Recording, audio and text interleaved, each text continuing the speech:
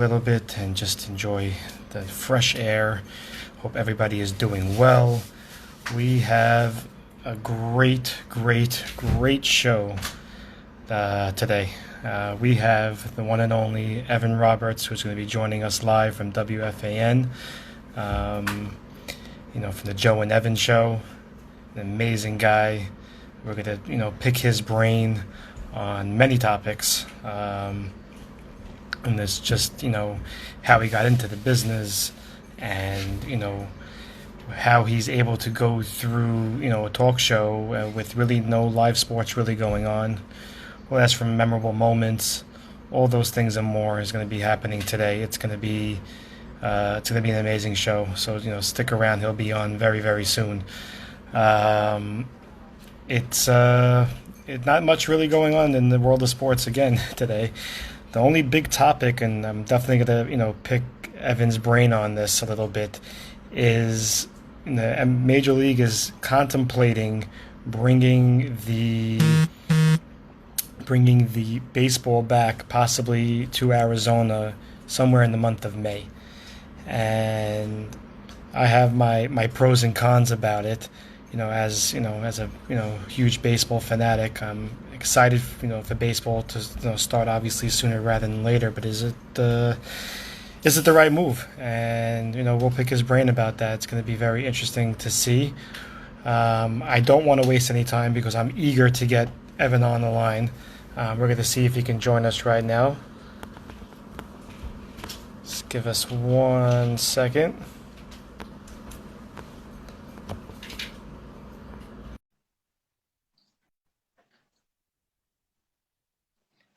Let's see if you're there. Fans await. Hi. How you doing, Evan? Oh my God, looking at my face is scary, man. I hear you, man. Everything. I hope all is good with you and your family during this crazy time. Thank you. Everybody is good, I hope. Oh yes, we are good. Thank you very much. Hope everybody's doing well. It's a very different kind of time, that's for sure. Yeah, I mean, it's funny. I have a 6-year-old daughter, and and she's obviously we're all been home and staying home, and she's like, "How did you deal with this when you were a kid?" I said, "We never had to deal with this. We're all going through it at the same exact time, and it's definitely tough. But I really appreciate you being on the show. I know you just got off your own show No, no and doing a problem. lot and doing a lot of talking, but." I just am a big fan, and I know a lot of people on here who are, big fan and listen to you religiously. So we definitely want to pick your brain on a few topics, and Sure. this is, like I said, this is mainly for the kids and just to get their minds away from what's really going on outside, in the outside world. So I guess my first question is going to be: how did you get into this business? What drove you to be on the radio and talking about sports? When I was a kid, when I was 8, 9, 10 years old, all I did was listen to WFAN. That's all I did. Hmm. Like I'd come home from school, I'd be listening to Mike and the Mad Dog. I would listen to Steve Summers. I would listen to Joe Beningo, who's now my partner, as weird as that is. And I was obsessed to the point where I created a fake WFAN in my home. I would Wow. imitate everybody. I would try to talk sports. And so for a very long time as a kid, I always knew, boy, this would be some kind of job. And so I actually wrote a letter to WFAN when I was like 9 years old trying to get a job. I didn't think I really thought I could get one. But they let me fill in for Mike Breen, who was doing updates on Imus at the time. Yeah. That was my first ever experience on radio as a 9-year-old on the Imus in the morning show. But after that, I did a lot of radio. I worked at Sirius XM first when it launched, Sirius XM. I worked at a ESPN station down in Baltimore, WJFK, I think it was. Right. And I always loved the medium of radio and talking about sports because basically that's what we all do anyway. And so Right. it's just, I was lucky as a kid knowing what I wanted to do, and even more fortunate that I was actually able to do it. And now I get paid for a living, so when I have to watch sports at night, I tell my wife I'm working, which is great. I mean, it's true, I'm working. I wish I could use that excuse now. I mean, it puts my wife to sleep within seconds when she watches sports. But No, I mean that's it's really true. I mean, we all have the love for sports, and for you to be able to do that at such a young age, and even right to the WFAN at the age of 9, that's amazing. I mean, that's just I'm happy for you. And for most of you who don't, for those who don't know, you're a New York bred. You're born and raised in New York, Oh yeah, correct? oh yeah. So, I lived outside of New York for about 3 years of my life when I lived in Maryland, Washington D.C. area because I was working down there, and I still was able to watch every Nets game, every Jets game, and every Mets game. So New York never really left. Even though I left New York, New York never left me. So right. I'm a true New Yorker, and I wouldn't have it any other way. It's the greatest city in the world, man. The greatest sports town in the world. Amen. Amen to that.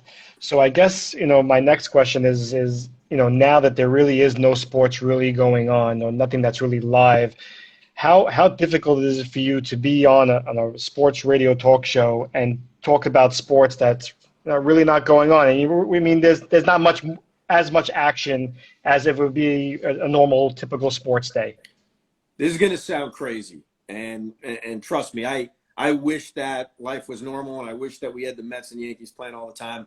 But I've really enjoyed the last few weeks in terms of what we do for a living, not Right. not everything else around it, because I love the history of sports. I always have, and I've used this time to watch games that either I barely remember or I never saw. Like, for Right. example, I'm watching the 1975 World Series last week. I'm watching the 1981 NFC Championship game, which is the catch, the Dwight Clark catch, Niners Wow. Cowboys. And so Yeah. I've been able to use time to watch these incredible games and then talk about it. And luckily, my partner Joe Beningo is amazing in that his memory of every old game known to man is like he just watched it. So even though he hasn't Right. just watched it and I have, he remembers everything along with me who just watched it. So there's been something kind of fun. It's challenging, obviously, because it's not as easy as, I watched the games last night, and I'm coming on, and we're talking about the Yankees, and we're criticizing a managerial move. It is Right. different, but there's been something kind of fun about it. I hope sports comes back soon, but the last few weeks has been very different, and I can't necessarily say the radio hasn't been fun. It's a challenge. It's definitely challenged me to think of old games to talk about or whatnot. But the beauty of sports is that it's been around long before we were born and we understood it. Right. And those games are great. And just because we didn't experience it live doesn't mean it's not worth experiencing. And with YouTube, you can watch anything. And Anything. so it's been fun. Yeah, it's funny. I was a couple of days ago. I was watching an old Knicks Pacers game, and when the Knicks were somewhat relevant Yes. during that time, and my daughter, who was just getting into basketball the past couple of years, and we were watching it, and I remember it as a kid watching it, but she's watching it for the first time. A game that she would probably never watch in her lifetime, and Right. enjoyed it because it's new to her. And Yeah, for yeah. those who are and for those who are young and may not remember Jordan when he was playing, or Right. like you said, Dwight Clark, and during that '81 Super Bowl and all those things.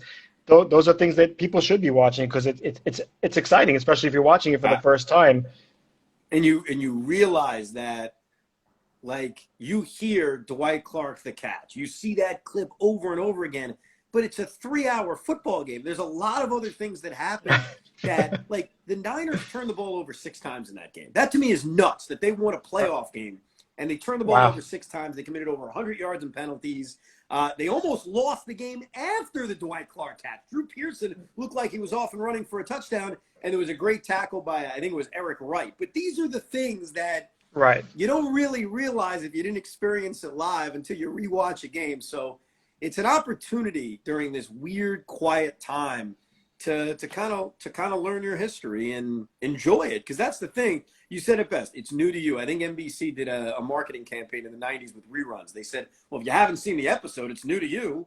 And Right. it's simple, but it's very true. It is new to you. Yeah, I mean it's funny, like you see now ESPN is airing these NBA 2K, the players are doing that because they just want to get something live for people to be able to watch. Right. And yes, it's not as exciting as watching the real NBA players get onto the court and do it, but to me when I was watching it, I was actually intrigued, and it was just Yeah. something that I was enjoying for the time being because it's there, it's live, so it goes both ways 100%. But I just started this talk show, a week ago, a week and a half ago, and I'm thinking to myself, yes, like exactly like you said, it's not, if the Yankees were playing and I actually had tickets to tonight's game for the Yankee game tonight, and I'm actually, upset that obviously I'm not there watching it live, but it's just funny.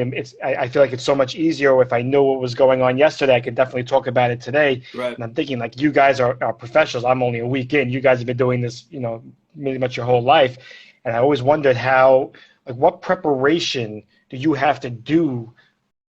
That one I remember being